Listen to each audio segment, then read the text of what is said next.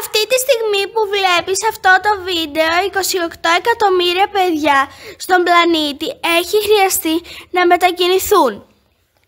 Να αφήσουν το σπίτι τους, τη γειτονιά τους, ίσως τη χώρα τους, πολλές φορές και την ήπειρό τους και να φύγουν για άλλους τόπους.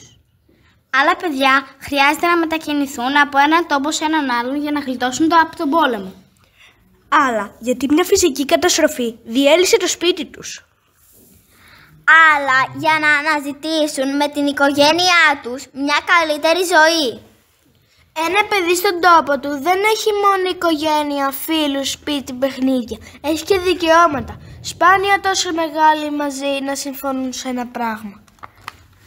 Κι όμως, εδώ και πολλά χρόνια, μεγάλοι από όλο τον κόσμο έχουν συμφωνήσει πως τα παιδιά χρειάζονται προστασία. Έχουν συμφωνήσει να κάνουν τα δικαιώματά τους νόμους, ώστε να σέβονται με όλα τα παιδιά. Έχω δικαίωμα να ζω και να αναπτύσσομαι. Να έχω δικό μου όνομα και δική μου χώρα. Να είμαι κοντά στην οικογένειά μου. Να με ρωτούν και εμένα τη γνώμη μου για ό,τι με αφορά. Να σκέφτομαι και να εκφράζομαι ελεύθερα.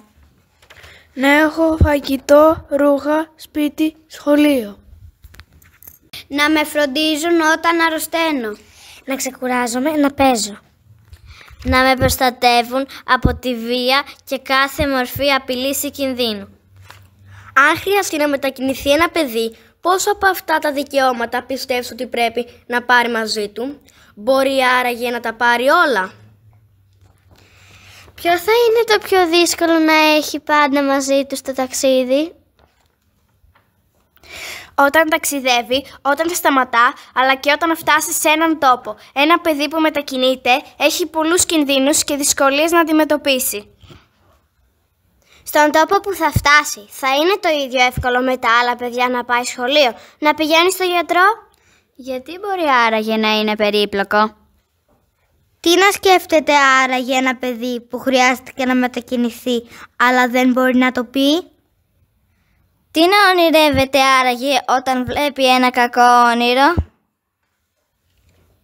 Και τι ονειρεύεται όταν είναι ξύπνιο για τη ζωή και για το μέλλον του? Ένα παιδί που μετακινείται κουβαλάει μαζί του πράγματα σπουδαία που δεν χρειάζονται σακίδιο.